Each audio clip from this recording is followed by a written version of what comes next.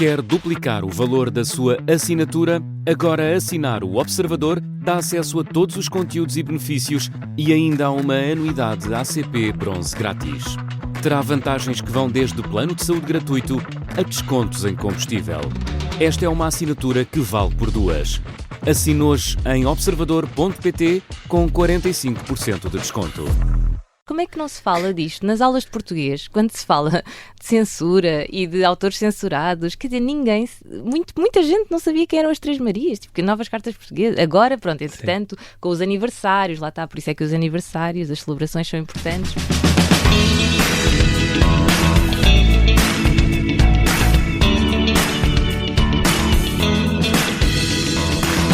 O que aconteceria se os livros fossem considerados perigosos e estivessem proibidos? Estreia hoje no Auditório da Culturgest e fica amanhã e sábado, 1º de novembro, a peça Burn, Burn, Burn, de Catarina Rolo Salgueiro e Isabel Costa, do coletivo Os Processos.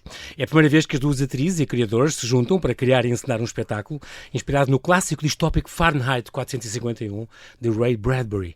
A ideia é, neste mundo cada vez mais polarizado, onde voltou a censura e se instalou o politicamente correto e a reescrita de livros, fazer-nos refletir sobre de que forma a literatura pode lutar contra as narrativas extremistas que assolam o mundo em que vivemos.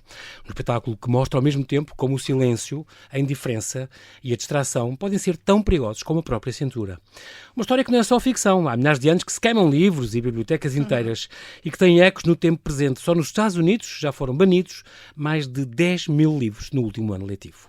Olá, Catarina, e olá, Isabel. Bem-ajam por terem aceitado este meu convite. Bem-vindas à Rádio Observador. Obrigada a nós. É um grande prazer estar aqui a falar com vocês. Eu vou começar, se calhar, a apresentar a Catarina Rolo Salgueiro, ela que é atriz, encenadora, criadora. Catarina, tu diz que em pequenina querias ser treinadora de golfinhos e cabeleireira, hospedeira, era tudo isso, não era? É verdade, sim. Por isso, se calhar, acabei por ir para o teatro, porque tenho a oportunidade de fazer um bocadinho de tudo. Exato, à vez. Vários papéis. À vez. E tu, mas o teatro, tinhas esta queda pelo teatro. Sim. Já na escola. Pelo que os meus pais descrevem, não é? Eu não me lembro exatamente, mas quando era pequenina eu era sempre aquela criança que nos espetáculos das escolas decorava o meu papel e o dos outros todos. E depois sabia sempre as canções de cor, queria sempre fazer o máximo possível nas peças escolares. Pronto. E tiveste muita sorte também, porque nesta escola secundária no Leal da Câmara, onde vocês estiveram, aqui prestamos homenagem ao Rui Mário. Sim, muito importante. O vosso professor de teatro e encenador, era deste Tapa-Furos de Sintra, que às quartas e sextas tinham estas aulas de teatro. E diz que eram os alunos mais felizes daquela escola. Completamente. Aquilo eram os dias mais felizes da nossa escola secundária, do nosso liceu, e saíram desse grupo muitos atores profissionais que hoje estão a trabalhar. O João Vicente, a Inês Pereira, o José Redondo, a Carolina Salles, o Nuno Pinheiro. Portanto, uma data de gente que está a trabalhar e que começou aí a fazer teatro, não é? A descobrir a sua paixão pelo teatro. Isabel Costa, como é que o teu fascínio pelo teatro vem de onde? De pequenina? Então, eu também tive muita sorte porque fiz parte de um projeto piloto nos anos 90, quando fui para o primeiro ciclo, e tinha uma escola muito especial, uma escola pública muito especial, que tinha vários ateliês, e um deles era o ateliê de teatro. Então, também um bocado como a Catarina, tive a imensa sorte de poder experimentar teatro, dança, todos os tipos de esportes que queria, até recitais se fazia, portanto era uma escola muito, muito especial. A EBI, 123 de Santo Onofre, nas Caldas da Rainha. Sim. Um sítio muito, muito, muito especial, e então aí comecei a experimentar e gostei muito na altura, e todos os anos havia apresentações, podíamos fazer um bocadinho de tudo, que é uma coisa que hoje em dia também fazemos na nossa companhia. Portanto, o ator não é só a pessoa que decora o seu papel e que depois o interpreta. Exatamente. Vocês nos processos também têm essa coisa muito curiosa, que é todos assumem todos os papéis. Podem estar, não é? Podem estar dentro da peça, como vocês neste caso são encenadoras e também participam. Curiosamente a fazer também um podcast, portanto contamos aqui a reproduzir, ou podcast ao quadrado. Mas ao mesmo tempo tem a direção, não há assim um diretor artístico. Vocês todos passam por todos os papéis dentro dos processos, não é? Exatamente. É um processo muito giro. Sim, os papéis vão rodando e felizmente hoje em dia já não temos que fazer tudo porque felizmente já temos o apoio da DG Artes e portanto já conseguimos que as funções sejam um bocadinho mais mais distribuídas, inclusive é ter, por exemplo, uma produtora. Mas no início, nos primeiros anos, nós fazíamos mesmo tudo, produção, contabilidade. Isto começou há 10 anos, 10, 11 anos, em 2014, não é? Quando foram lançados. Sim, nessa altura, como não havia dinheiro... Exatamente. É importante explicar que nós formámos uma companhia com 21 anos, que é uma coisa um bocado impensável, não é? Na altura, na verdade, os fundadores foi a Catarina, o João Pedro Mamed e o Nuno Gonçalo Rodrigues, que saíram da escola, fundaram a companhia, eu juntei-me no ano a seguir. É uma coisa um bocadinho estranha, ou seja, ainda estamos juntos, ainda nos aturamos, ainda gostamos uns dos outros. E entram nas peças e não sei o quê. Entramos nas peças uns dos outros, temos vontade de continuar. Que é muito bom. O Leonardo Garibaldi também está lá, o João Pedro Mamed, Leonor Buesco, que também já trabalhou com as duas e fez muitos trabalhos. Sim. É muito engraçado. Vocês são 5 neste momento que estão lá, ou 7. É que houve a Carolina Salles, houve o Nuno também, portanto teve e não teve. Nós gostamos de colaborar com muita gente e o nosso mote durante muito tempo foi chamar ainda mais gente, ou seja, colegas da escola, de faculdade, pessoas de quem gostamos do trabalho, pessoas que não conhecemos e que temos só curiosidade, trabalhar com outras companhias também já aconteceu. E temos esse desejo, essa vontade, até para não estagnarmos, não é? Não ficarmos sempre nos mesmos locais de conforto, portanto, trabalhar com muita gente. 3 de vocês, a Catarina, o Mamed e o Nuno, por exemplo, eram da mesma turma, na Escola Superior de Teatro e Cinema, não é? Sim, eu também, e depois quando me juntei, portanto vim, na altura estava a estudar fora, fui fazer um intercâmbio e pronto, e eles tinham começado esta belíssima ideia, que ainda hoje é o que nos ocupa todos os dias. Saíram da escola e começaram logo com isso, o que é giro. Sim, não houve desemprego. Quer dizer, depois há os projetos, nem sempre... Claro, nem sempre... A luta dos atores e das atrizes é sempre uma nem coisa... sempre se está a trabalhar, mas ter uma companhia significa que há uma responsabilidade que temos durante o ano inteiro. Exatamente. E isso... acho que até profissionalmente nos prepara absorve e também nos prepara para muitas situações, até noutros trabalhos, não é? Sabermos fazer produção, sabermos alguma coisa de luz, de cenografia, de figurinos. Agir, terem que passar por tudo. Este nome dos processos vem do russo, não é? Dostoiévski, é do romance dele. Sim. Eu e o João Pedro Mamed conhecemos-nos, nós apanhávamos o mesmo comboio juntos. Nós morávamos na margem sul. E então, para ir para a Escola Superior de Teatro e Cinema na Amadora, encontrávamos sempre no comboio, em Campolide, e lá fazíamos a viagem. E na altura eu tinha estado a estudar letras, na Faculdade de Letras, e tinha lido o Crime e Castigo, e andava muito entusiasmada com o Dostoiévski, e o João Pedro Mamed também. Então fazemos esta piada, que é nós conhecemos-nos a falar de Dostoiévski, e há um romance que é Os Possessos ou Os Demónios, dependendo das traduções. Da tradução, exatamente. E nós achámos um nome muito engraçado, ou seja, foi assim, um nome que nos pareceu bem. Mas tem graça, é giro. O próprio Albert Camus tem uma peça que é Os Possessos, mas vocês essa nunca pegaram. Não. Apesar de vocês pegarem muito. Mas já falámos sobre isso. Apesar de vocês terem mas muita... pode ser um bocadinho autocelebratório. Vocês têm muitos textos originais, mas também, e escritos até por vocês, mas também adaptam às vezes obras. Neste caso, o Fahrenheit 451 foi adaptado. E fizeram uma peça baseada nisto, digamos assim, inspirado. Sim, inspirado. Pronto. E os processos também, se calhar, um dia haverá ou não? Eu não sei o que é que fala essa peça. É sobre o quê? Então, o romance é sobre um grupo de pessoas que se junta numa cave para falar sobre assuntos secretos. Portanto, achámos que era perfeito para, na altura, enfim, eu não escolhi o nome, mas já falámos bastante sobre isto. Sim. Era perfeito para uma companhia de teatro, porque no fundo o que nós fazemos é estar numa caixa escura durante o dia inteiro, a ensaiar, e depois à noite saímos, pronto, portanto, e falamos muitas vezes de coisas que não são secretas necessariamente, mas até ao momento em que partilhamos o espetáculo com o público, é importante que aquilo que se vai passar em cena esteja... apenas ali, não é? Que não se saiba. Catarina, tu fizeste também na tua formação, tiveste música e bailado. Estiveste numa escola de música e bailado, nunca na vida? Não. Tá bem, estou bailado, não passou por ti. Mas nas letras, sim, estiveste no GTL. Exatamente, o Grupo de Teatro de Letras. Importante... Isso foi muito formador, com o Ávila Costa, que é um grande... Mas ele não é super exigente, super complicado trabalhar com ele. É, e ao mesmo tempo é a pessoa mais amorosa do mundo, mas quando está a trabalhar, de facto, sim. Transfigura-se, Jekyll Hyde. Sim, nada daquilo é pessoal e ele faz mesmo a coisa por amor à camisola e amor à arte, no fundo. Portanto, é de facto um processo. Todos os atores e atrizes que passaram por lá falam disso, não é? Dessa exigência e que às vezes até pode ser um bocadinho violento. Na altura eu estava a fazer um gap year, portanto eu acabei a escola secundária e tinha a ideia de que queria seguir teatro, mas não tinha bem a certeza, e então decidi ir para o Grupo de Teatro de Letras, ainda sem estar a estudar na Faculdade de Letras. Só depois de lá, exatamente. E na altura encontrei lá vários atores, pessoas que estavam já na Escola Superior de Teatro e Cinema, mas que ainda assim achavam que não era suficiente e quiseram ir ter aulas com a Ávila Costa. Portanto, uma atividade extracurricular, digamos exatamente. Assim, mas que era muito importante. Portanto, eles tinham aulas desde as 9 da manhã até às 6 da tarde e saíam de lá e íamos até à meia-noite ensaiar. Era mesmo uma coisa exigente e dura. Puxado. Mas a verdade é que também não conheço ninguém que tenha saído lá sem falar bem e sem ter crescido imenso com o Ávila. Engraçado.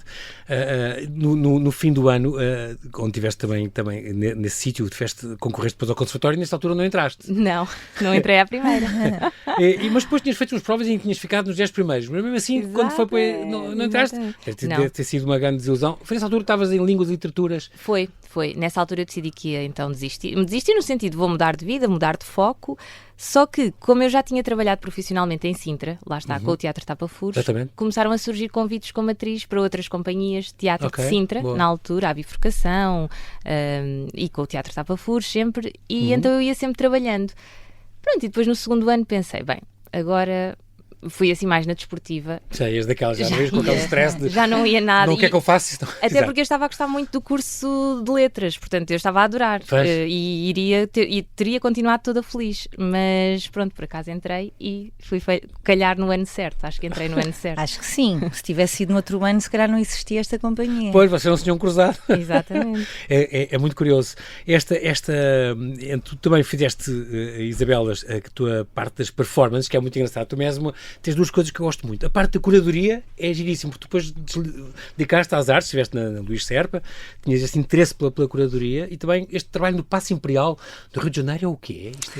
Então, é uma história muito engraçada. Ligaste muitas artes performativas e mas também às artes plásticas. O que aconteceu? Há coisas na vida que nos acontecem que nós não planeamos. Então o que me aconteceu foi, eu estava no Brasil, no Rio de Janeiro, a fazer uma parte do curso de teatro, mas tudo era mais interessante. Tu tiraste cá no Teatro e Cinema, mas depois complementaste em Inglaterra, em Warwick, não é? Foi? E também no Rio. E depois fui para o Rio. Estava com muita vontade de sair e muita vontade de... e lá fui eu, e depois tive a grande sorte de voltar e ter os meus amigos de curso com uma companhia formada para me receberem. Exato. E foi isso que me permitiu, começar a trabalhar. Então, o que é que aconteceu? Estava eu em pleno Rio de Janeiro, a aproveitar muito aquela cidade, quando visito o Paço Imperial. Este é o de São Cristóvão, é aquele que ardeu uma parte há pouco tempo, não? Há uns anos. Não. É mesmo no Rio? Eu não conheço. Sim, é mesmo no Rio e fica na Praça 15, que é uma das praças principais do centro. E pronto, e hoje em dia é um museu. É museu, sim. Era a Casa Real, para onde foi o Dom João VI quando fugiu. Então é assim, exatamente, é assim um lugar que os cariocas gostam, mas também tem ali uma relação agridoce com aquilo. E eu literalmente, isto aconteceu, eu entrei, vi uma exposição que gostei muito, entrei para uma sala, estavam a fazer entrevistas para estágios de visitas guiadas. E eu disse que podia fazer a entrevista.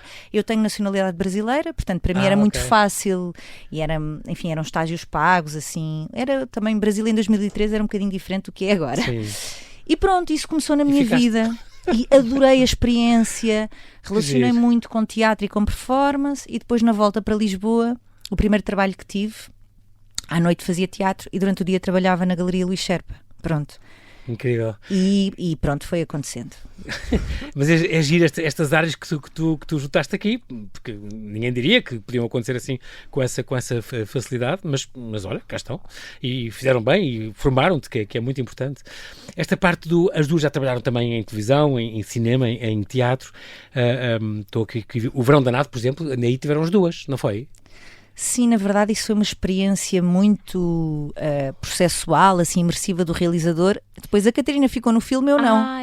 Ou pelo menos eu acho que me vejo, mas não acabo por não aparecer. Mas saíram depois na edição. Na edição saíste? Contaram uma cena onde tu estavas, é isso? Eu acho que sim, porque isso é muito comum. É muito comum, claro. É muito comum. Sabes, filma sempre mais, depois corta-se e edita-se. Às vezes depois o orçamento obriga a que seja uma coisa. Também é engraçado, Isabel, porque fizeste um mestrado também, pela Universidade de Perpignan, em França, e no Canadá. Tu acabaste de estudar pelo mundo inteiro, tu és ONU, no teatro, amiga. Foste imenso buscar influências e isso também abriu-te muito os olhos. Foi importante ter passado lá por fora para ver o que se faz lá fora e outras tendências? Mais uma vez, o mestrado, o que me aconteceu foi, então eu vim, comecei a trabalhar com os processos, trabalhava nas galerias, mas sentia que a formação que tinha tido no conservatório não era suficiente. Okay. E queria, de alguma maneira, enfim, complementar isso, e foi, esse mestrado é muito vocacionado para a literatura comparada, e pronto, e acabei por ir, e foi uma forma também de sair de cá outra vez, de estar em contacto com outras línguas, e foi muito bom. Importante. Vocês fazem, volta e meia também, infanto-juvenil, teatro infanto-juvenil, ainda acham que ainda sofre algum estigma? É muitas vezes considerado por muita gente um teatro menor, tudo que seja com o Luca, ou estou a pensar no Não Sabia Que Podia, mas vocês fazem questão de, isto não é teatro para as criancinhas, é teatro, ponto final. Isso é muito importante. Exatamente. Nós brincamos muito com essa expressão do teatro para as criancinhas. Precisamente por causa isso, para a linguagem e tudo. Sim. Vamos aparvalhar as criancinhas. E na verdade é um público tão ou mais exigente como o público em geral. E o Luca faz um trabalho extraordinário. Há muitas pessoas já a pensar exclusivamente o teatro para a infância, por exemplo, como a Catarina Requeijo. Ou seja, há uma visão, um olhar com o teatro para a infância, não é? Que já é... Há o estigma, mas ao mesmo tempo acho que também já há muito pensamento sobre os objetos que se criam. E uma seriedade, sobretudo com estas instituições como a Fábrica das Artes, o Teatro Luís de Camões. E o primeiro espetáculo que nós fizemos foi para adolescentes, foi a Bolha, em 2017, penso eu. E foi uma experiência incrível com o João Pedro Mamed, com o João Pedro Mamed e o Miguel Cunha, que nos fez, para já porque teve uma residência artística na Noruega, logo aí isso foi uma coisa inacreditável, porque nós fechámos 3 semanas num centro cultural lá para escrever o texto, no inverno, pronto, é bom dizer. Portanto, havia muito poucas horas de luz, não podíamos sair, havia gelo a toda a volta. Sim, caramba. E isso acabou por influenciar muito o processo e o texto. E depois, esse espetáculo que aconteceu na Fábrica das Artes foi logo rodeado de uma data de outras coisas, por exemplo, conversas preparatórias, as conversas filosóficas com miúdos, que alimentaram muito o espetáculo. Então logo aí isso fez-nos olhar, foi o nosso primeiro espetáculo assim, em criação também coletiva, eu e o João. Quer dizer, o primeiro já tinha sido, mas pronto, passados uns anos voltámos a criar coletivamente. E isso fez-nos olhar para a coisa logo com bastante seriedade e respeito. E era um espetáculo arriscado, por exemplo, eu lembro-me que uma das discussões que tínhamos o espetáculo acabava e nós não íamos agradecer. E isso para o público, sobretudo para adolescentes, era um bocadinho estranho, não é? Porque eles já têm a convenção das palmas e então aquilo criava sempre uma estranheza, mas no final havia conversas interessantíssimas, porque nós acabávamos numa piscina e assim eles não sabiam se nós tínhamos morrido ou se era essa coisa de vocês terem morrido, que era... Então, meu Deus, mas é bom e os assuntos falam-se, é importante. Sim, e o espetáculo era sobre a alienação, que é um tema bastante vasto e que faz todo o sentido, não é? Nestas idades, portanto... Pois a Isabel pode falar um bocadinho da segunda criação, do Eu Não Sabia Que Podia, Eu não sabia que podia. Sim, isso também foi uma criação que fizemos também coletivamente, mas no fundo aquilo que temos sentido recentemente, em 2024, também fizemos a Rádio Clandestina, que é um espetáculo que é muito curioso, que aquilo é pensado para público jovem, que é basicamente uma rádio onde 3 radialistas estão imediatamente antes, durante e no pós 25 de Abril, portanto vivem, é um espetáculo para celebrar os 50 anos da Revolução. E o que se passa é que depois os pais ficam mais entusiasmados e as pessoas querem programar o espetáculo, ou seja, o espetáculo já ganhou dimensões, já apresentámos o espetáculo na Assembleia, já apresentámos o espetáculo no Avante recentemente, há vários pedidos, solicitações. É uma peça de 30 minutos, é super simples. Mas e realmente... este apelo, as pessoas ficam a saber, isso é importante. E é fácil de repor e de levarem para os sítios. É muito importante. Pois há isso. Há essa questão. Essa facilidade. Às vezes também como artistas temos... Os espetáculos são todos diferentes dependendo do sítio onde vamos apresentar, até, enfim... A entrega até pode não mudar, mas a responsabilidade muda. E às vezes fazer um espetáculo mais pequeno permite-nos arriscar mais. E eu acho que nos tem acontecido isso com os espetáculos. Livres, sim. Fazemos propostas assim inesperadas para nós mesmos. Isso tem acontecido. Exatamente. Então temos aprendido muito com essas criações. Estou a pensar concretamente nos Ainda Marianas, por exemplo, que vocês fizeram, os 50 anos da publicação das novas cartas portuguesas. Uma coisa, criaste aliás com o Leonor Buesco, não foi? Que ajudou. Quem criou foi a Catarina e a Leonor. Sim. Catarina, e depois um livro extraordinário, que aliás depois que fez, celebramos 50 anos da sua publicação, já estamos a falar das Três Marias, claro. Ainda conheceram a Maria Teresa Horta e reuniram com ela. Sim, estivemos em casa dela. Porque era preciso a autorização dela para fazer, e vocês, aliás, tinham duas versões, no caso ela dizer, não usem os textos do livro, vocês estavam aí com isso, mas depois tudo Estávamos, sim, nós sabíamos que, pronto, para já nunca tinha sido feita nenhuma adaptação da obra para teatro. Como é que se adapta uma obra que é fragmentada em... É impossível. Centenas de cartas. Exatamente, sim, esse foi o grande desafio, porque Exato. o livro é um mundo em si, não é? E daria para vários espetáculos.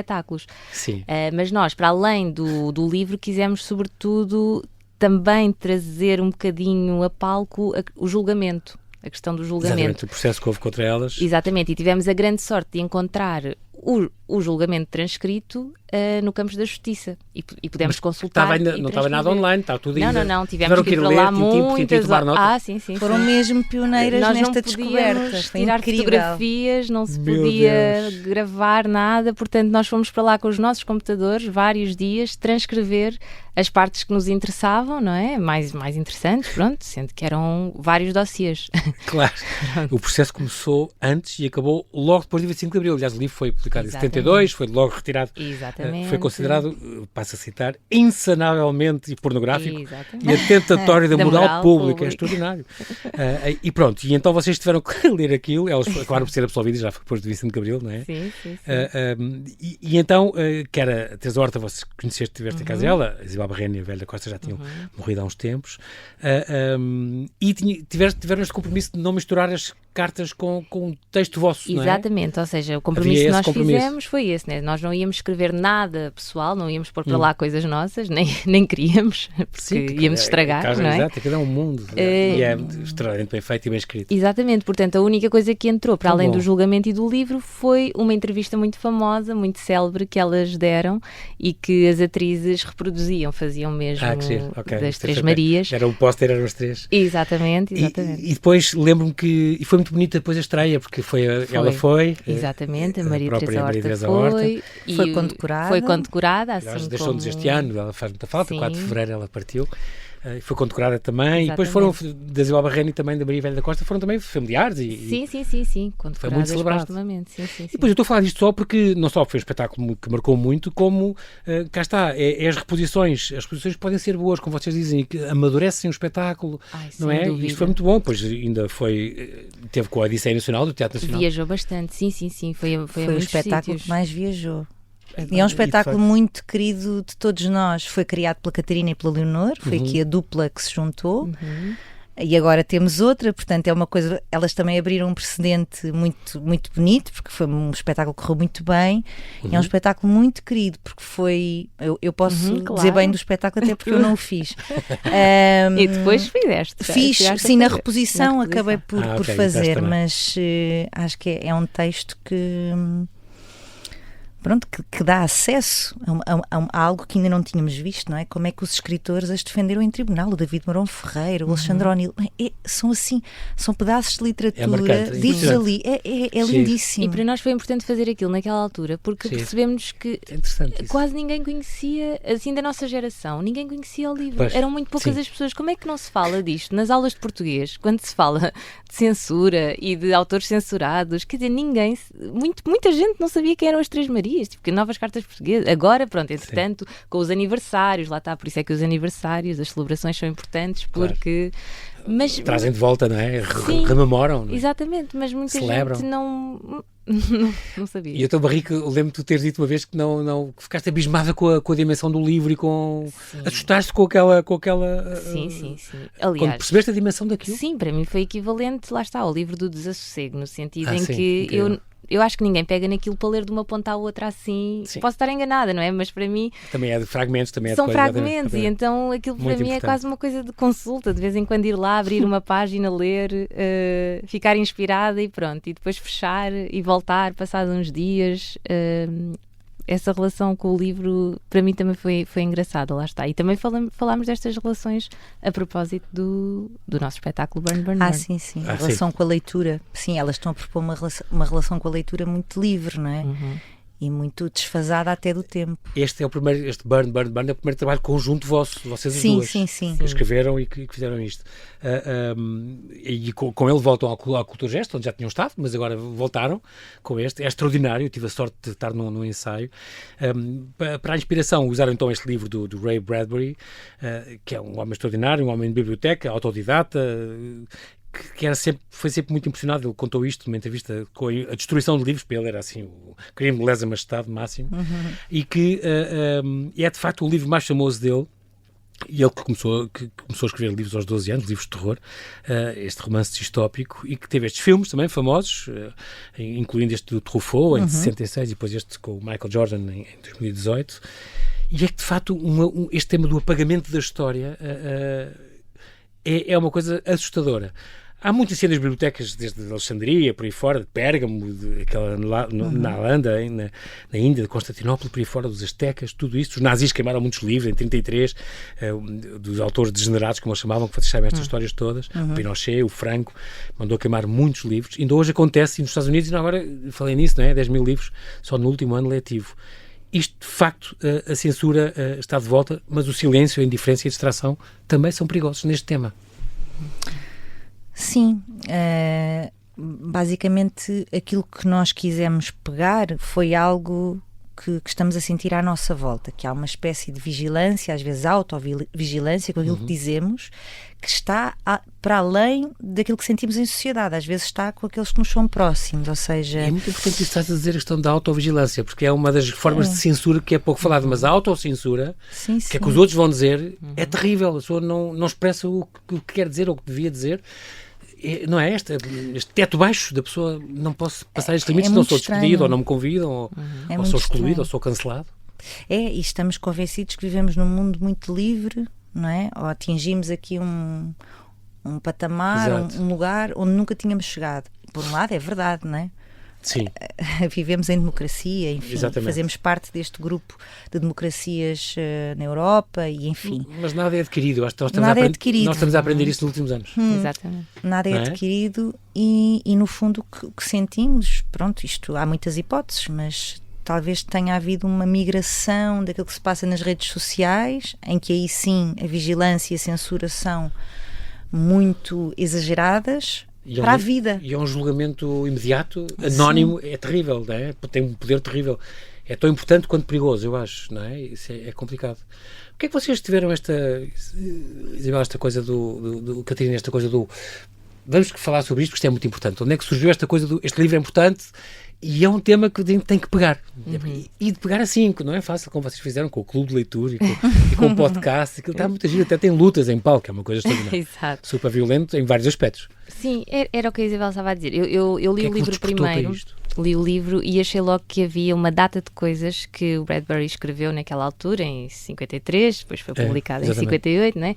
Havia uma data de coisas que podiam ter sido escritas agora. Pronto, e o livro já tem 70 anos, 70 anos, mais de 60 anos, é incrível. Pronto.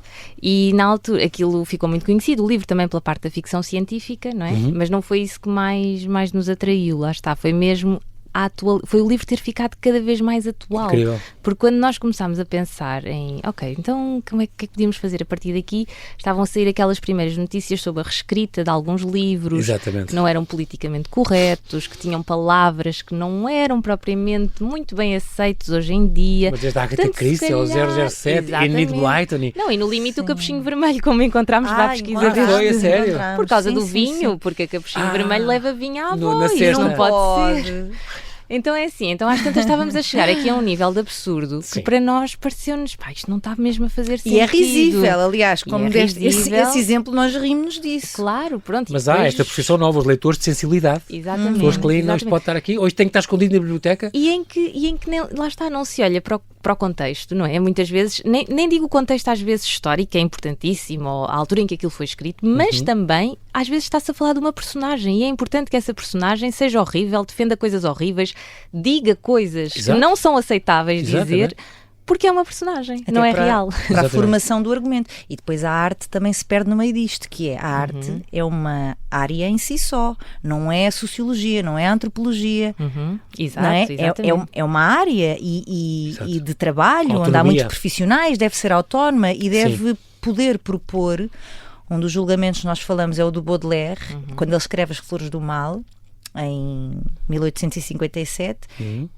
Ele é acusado de estar a envenenar os autores. É disso que ele é acusado. E o que ele diz é: eu descrevi o mal para advertir contra ele. Portanto, não às vezes para que as pessoas seguissem à letra aqueles vícios, aquelas... e parece que o tempo passa, mas voltamos à mesma coisa. Exatamente. Em que as obras de arte, uma obra de arte é algo muito difícil de definir, claro, mas de toda a maneira os artistas devem ser livres, não é? Ser julgados desta maneira, e às vezes julgados não só entre pares, mas julgados perante a lei, por exemplo. Sim, em tribunal ou na praça pública. Sim. E com condenações de cancelamento, já nunca mais representas nesta terra ou neste teatro, não sei coisa. Quando a pessoa está a exprimir uma opinião, não é uma arma, é uma palavra, e as pessoas devem ser obrigadas a pensar. E eu penso nos Estados Unidos, aquelas universidades que já são safe spaces. Aqui não entram quem venha discursar contra a esquerda ou contra a direita ou contra a direita. Quer dizer, é suposto nas universidades as pessoas debaterem todos, ouvirem todos, não é?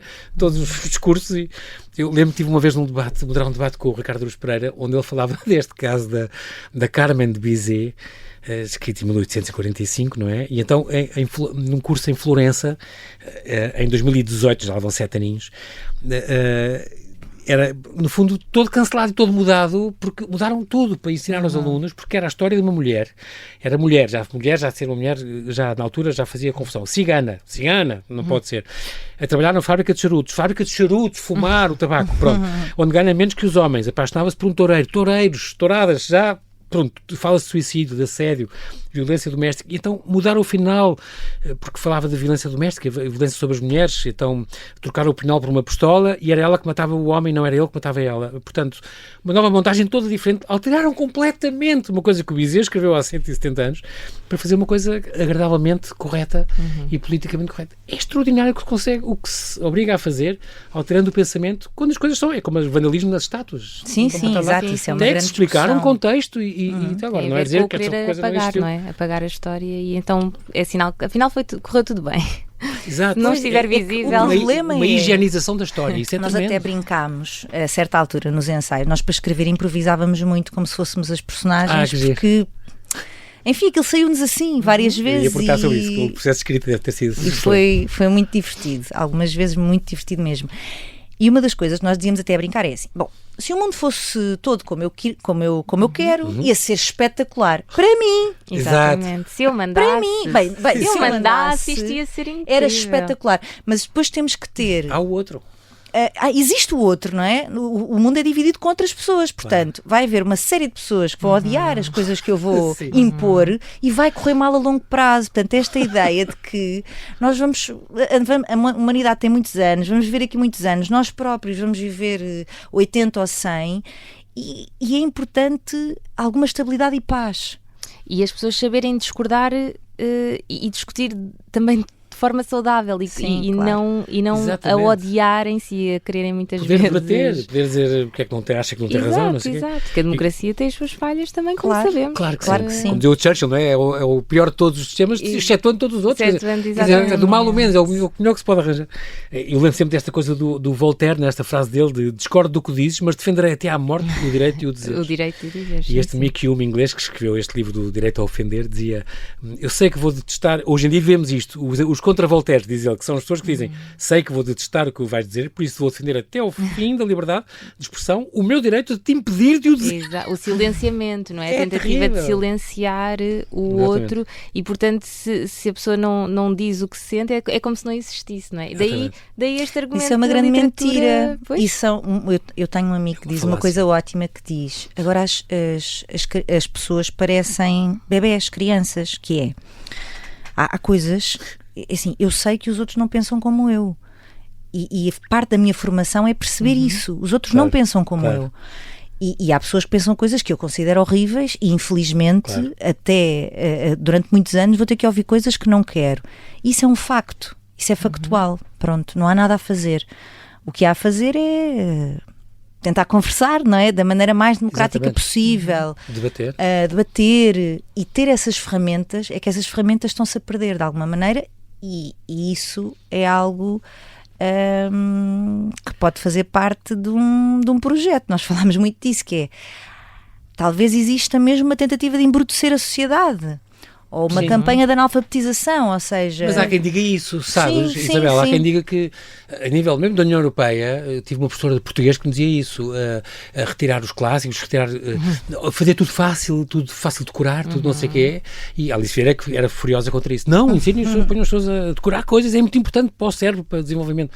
E ele dizia-se que havia umas diretivas meio secretas no sentido de embrutecer um bocadinho as pessoas, torná-los carneiradas, para não discutirem as ideias, não haver muita discussão, muito debate, porque isso é mau, porque as pessoas começam a ter ideias delas próprias. E o Bradbury defendia precisamente isso. Ele tem uma frase que é para acabar com a literatura não é preciso que as pessoas não é preciso proibi-la, simplesmente é preciso que as pessoas deixem de ler, de querer ler. E é isso que está a acontecer, daí a questão da distração, do desligamento da literatura, da leitura no geral, não é? Para que é que eu vou ler um livro se hoje em dia posso ter aqui aceder a um programa de 50 minutos. Ou no telemóvel, startups já leem os livros em 15 minutos e ficas a saber tudo como sabe rápido. Para que ler uma notícia de um artigo de 5 ou 6 páginas se eu posso ler as gordas, letras gordas, não é? Os resumos da Europa-América. E tenho ali um cabeçalho que me diz o que é que eu devo pensar, a minha posição, naquele momento. Já, diretamente. Muito gira esta vossa ideia de começar com um clube de leitura numa biblioteca, tem tudo a ver, é muito giro. E também de incluir um podcast onde vocês são as duas as mentoras. Como é que se lembraram de repente de fazer isto? Porque é que era importante haver para lembrar o coro grego, que é um bocado o que soou, aquilo soou um bocadinho a isso. Como é que este processo de escrita, como é que iam surgindo dessas ideias? Então, a primeira versão que nós fizemos deste projeto, que depois cresceu imenso e deu no espetáculo que vamos estrear, daqui a pouco acabou por acontecer em Montemor, no projeto Ruínas, uma versão muito curtinha de 15 minutos, que é um projeto que se chama mesmo Noites Curtas. Sim, exato. E a ideia era mesmo fazer uma coisa curta, condensada, e nós quisemos começar então a experimentar o que é que poderia ser. Mas isso foi agora este 18 de outubro neste Convento de Saudação em Já foi em 2023. Ok, então também foi uma experiência que maturou muito. O embrião, digamos. Exatamente. E na altura surgiu-nos este formato podcast porque eu acho que foi assim lá está, o podcast tem essa função que é em pouco tempo, que era o que nós tínhamos, dar-nos toda a informação que nós precisamos de forma condensada, não é? E porque também muitas vezes acaba por ser uma ferramenta ótima precisamente para comentar um livro, e na altura nós estávamos muito ainda à volta do livro. Sim. Só depois é que a coisa derivou mais. Está giro, e vocês fazem aquilo muito bem. O som é muito importante também e tem um papel muito importante na vossa peça e está muito bem conseguido. Eu, por acaso, quando assisti, fiquei mesmo ao lado do sonopasta, que estava lá com o som e como é que ele ia lançando aquelas coisas complicadíssimas, mas impecável, no sítio certo, as coisas certas. Podemos falar nele, é o Miguel Nicolau, dos Memória de Peixe. Vale a pena. Que, tem um projeto especialíssimo, já também há alguns anos, e tivemos a sorte de o convidar e de ele ter aceitado vir fazer a sonoplastia e a composição musical deste projeto. Muito giro, muito bem feito e tem imensa força nesta peça, que aliás é uma peça cheia de força. Burn, Burn, Burn, hoje e está amanhã, sexta, e depois está no sábado, 1º de novembro, e para já termina aqui na Culturgest, mas depois ainda vai ao Seixal, não é? Exato. Ainda novembro ou dia não? 13 de novembro. 13 de novembro, e depois ainda vai a Torres Vedras. Dia 17 de outubro, de janeiro. Já para o ano que vem. E a mais sítios irão, se houver mais convites. Esperemos que sim, temos muitas conversas a decorrer com vários programadores e a ideia é mesmo circular com o espetáculo o mais possível. Sim, porque de facto é muito importante, eu atesto também que é um espetáculo muito importante, muito bem construído, muito variado, surpreendeu-me imenso, ia-me surpreendendo, ia ficando agarrado àquilo, depois tive pena que acabasse. É extraordinário, vale muito a pena e o tema é muito, não pode ser mais atual, cá está, baseado numa obra escrita há 72 ou 73 anos, é impressionante. Catarina Rolo Salgueiro, Isabel Costa, quero agradecer muito a vossa presença, bem-ajam pela vossa disponibilidade em virem aqui neste dia de estreia, às 9 horas, já sabe, isto tudo se passa ali no Culturgest, no auditório Emílio Rui Vilar, amanhã dia 31 também e sábado, só para dizer que sábado é às 7, hoje e amanhã às 9, audiodescrição, interação em língua gestual, vai ser no sábado, e penso que há uma sessão para escolas, existe isto a 3 de novembro. 3 de novembro. 3 de novembro às 11 da manhã. E vai é haver também aberto ao público, ou seja, é o dia do estudante da Culturgest. Então, merece.